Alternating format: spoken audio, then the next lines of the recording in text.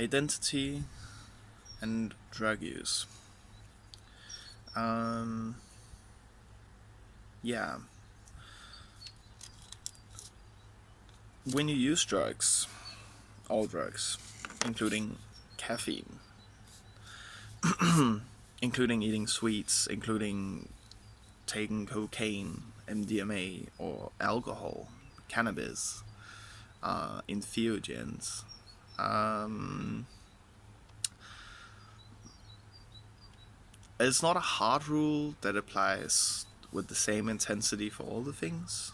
There's a huge difference between drinking coffee and taking cocaine or amphetamine, and for the reasons you're doing it. Um, for example, if you got a mental diagnosis and you're taking medication that is amphetamine based, like for ADHD or something, um, you know, that's a reason.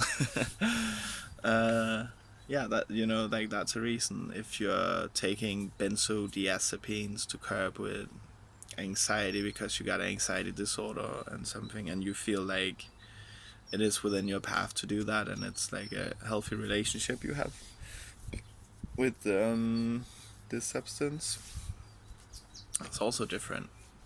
Rather than taking benzodiazepines or amphetamines, taking Adderall or speed for fun. Um, yeah. What I am gonna talk about is, like we as a society, at least, I live in Denmark. We have a heavy drinking culture. It's very normal to get like super drunk at every weekend, and there's also a lot of drug use here, like especially cocaine. I haven't been so much part of that vibe. It wasn't my thing. Like I more like to do ecstasy and MDMA, or like take speed and like work in the garden or something like this, or go to raves, and yeah, and maybe mix it with other things and like psychedelics and stuff. Yeah. So for me, as an individual, I have a self-identification with drugs because since I was a kid, um, like I didn't feel so safe in connecting with other people and all of this. And after experiencing some traumas as a kid that lead to some abandonment issues, that then led me to moving school and stuff because of bullying as well. And um, I kind of shifted my identity in a way that I started hanging out with a group of people that were a little bit more troublemakers and all of this, and we were very rebellious. And yeah, and at that time, it seemed quite innocent, and like we were just like small little troublemakers. But it also, in the later years, like when I was 12 and 13, it developed into like, oh, we should experiment like with smoking, because like the cool kids did that, and and like drinking and smoking weed and all of this. And it was like my sense of belonging. Like now, I wasn't rejected. I was accepted in this part of this group, and it was like, um, it was like every time I did some of these things, I felt more secure, and empowered, and I felt worthy. So it's deeply ingrained, in my old identity, to be a party person and to be using substances, together with friends for like a community thing or something, to feel connected with other people. And it takes a lot of practice for me, and it's still something I'm practicing, connecting without it, because there's been so many years where it's like, it's always been there for me. So um, now I'm learning to walk without that crutch, and it feels amazing, but it's also, it's a journey, and it takes time. So yeah, so it's deeply part, of my identification in that sense. and it took some real deep work to figure that out. It's not just um, it came out of the blue. It's like it takes reflections and revisiting your past, trying to make sense of these things, and like trying to see where different connections were made in your brain and all that. Um, yeah, and I think that can really help everyone. If they revisit the reasons for why they began some of these things, because if that keeps being unaddressed, then it's like you'll probably relapse, or you'll just transform your coping mechanism into something else, and it might be over excessive. Like I also had um, my addiction patterns toward substances morph into over exercising and becoming super hyper focused onto healthy eating, and it's not in this balanced way where it's like all in, and it has to be, this in this crazy way. Um, but yeah, so that life led me to like raving and like trying drugs and then experimenting with a lot of different kind of drugs, a lot of research chemicals, like all of the classic drugs. I didn't do heroin, but I did do morphine and all the various forms of it, like oxycontin and yeah, also the weird opioids and stuff. Never really got into an addiction with them. Like it never, the high didn't tell me so much. I was more like I liked stimulants and stuff. Um, yeah, but like so the way that addiction was sneaky in my life was that because I knew a lot about drugs, I intellectualized it a lot, and I researched a lot about harm reduction, about how it was working in your brain, and like the safer way to do it and all of this. Um, but in truth, it wasn't, like always I practiced these things, but I intellectualized it, like I would still, like do pretty big amounts and stuff. But I would say still, like I don't know, like I did it in a better way than a lot of my friends did. So at least that's that. But that's also the danger that could kind of keep me in the cycle, because then it made it more justifiable to keep doing it, because yeah, I felt more knowledgeable. I felt like I did it in a respected and moderate way, and then it was more at different kind of times. Like then it could escalate a bit and like have different kind of consequences. But it wasn't like my life was falling apart or something, I would say. Um, yeah, but it did add on to extra challenges I have had.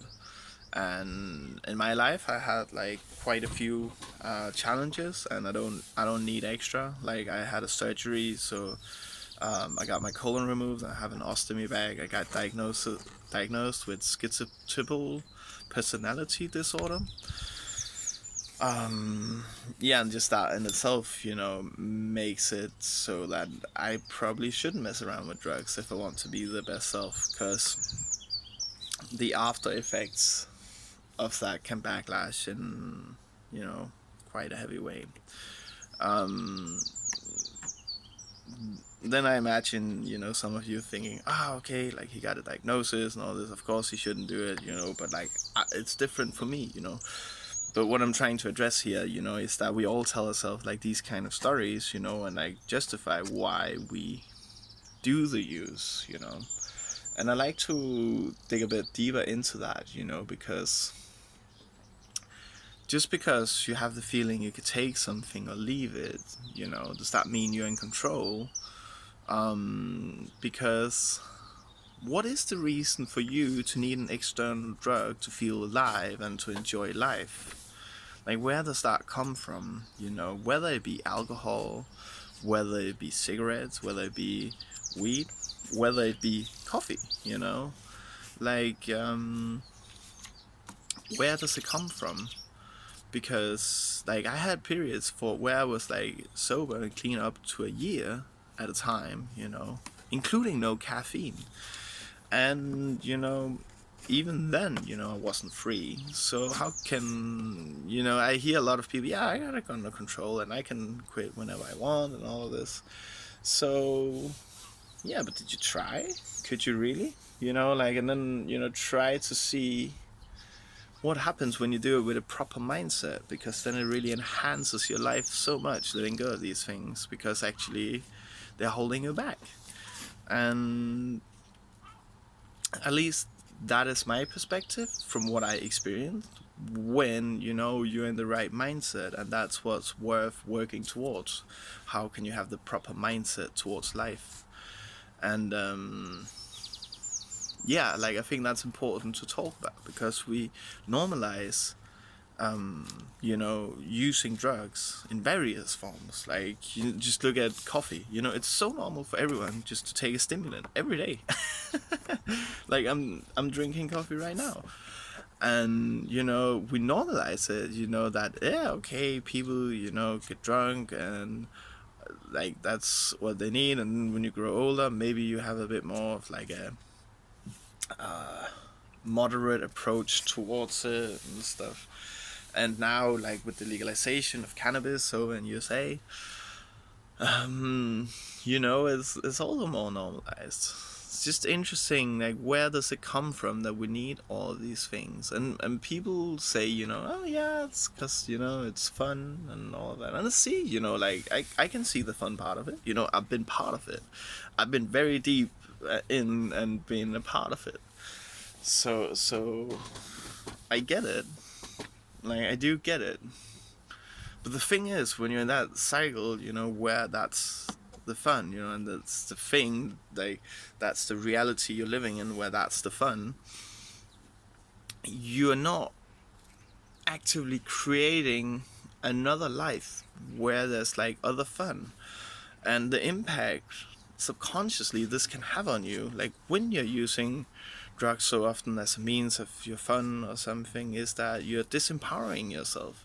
Like, you're subconsciously telling yourself that you don't know how to have fun without it, and to yeah, like, you keep on doing it, and you repeat the cycle, and you go out drinking with your friends at a bar, or at your place at a private party or something like this. And then like, maybe you get too drunk, and like, they ask you for, I shouldn't have drunk so much, or like, I don't feel so good anymore. And it's kind of like a cycle that repeats itself. And as you grow older, maybe you do it less often, but you keep repeating the cycle. And that's where it's like, why are we all in this cycle? Like, why is there so many in the cycle? It's not everybody who is, but the majority of people I know are in this cycle, like 99%. Like, and it's like, and it's less than 1%. I know that's like completely free of the cycle. Because we all have it in various forms, and like, we're living in a high-paced society where there's like, there's addiction everywhere. There's addiction towards social media, towards technology, towards substances, and towards food. Like, to anything is basically possible to be addicted to. So where does it come from? Like, what is the reasons for us to approach addictive behavior? And that's like, that's interesting to think about, because where does it come from? Like, why are we behaving like this? Is it good for us? Is it the better path? Like, is that the good life? To to run towards some substance, some social media and scrolling, and then feeling weird after been doing it for a long time, or like a lot of drinking, all of these have backlashing effects. How do we counter this? How do we create a proper life? And I think, it starts with kind of an awakening, like something that happens within you where you choose that you want a better life. You want a better life than this. And you got to step into a new identification of yourself where you see yourself as being, more deserving than those old patterns. Not that you judge those patterns, like you see in their place and you validate them for where they were and, what they have been used for. But maybe now you've outgrown it. So how does that work? Like, how do you outgrow this? Do you want to outgrow it? Are you satisfied with your life? If so, why did you end up finding this video? Like, and why have you watched it for this length? Yeah. Oh, there's a bird in the new birdhouse. That's cute. Sorry. Oh, it crawled in there. It's so nice.